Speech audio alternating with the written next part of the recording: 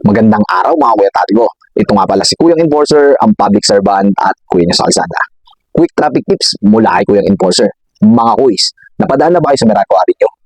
Napansin nyo ba yung informative signboard sa area na to na may directional arrows? Dito, mahalaga na maging observer tayo. Pagbaba ng Meralco Flyover heading southbound, makikita nyo ito sa paanan ng tulay.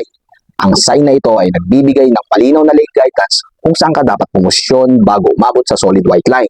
Dahil kapag nandyan ka na, lane changing is prohibited. Mga kuys, ganito ang tamang movement sa bawat lane.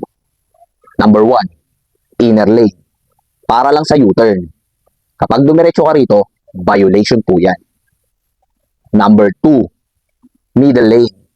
Pwedeng turn left o go straight. Siguraduhin na malinaw ang plano mo para iwas traffic obstruction. Number 3, outermost lane. Straight ahead lang.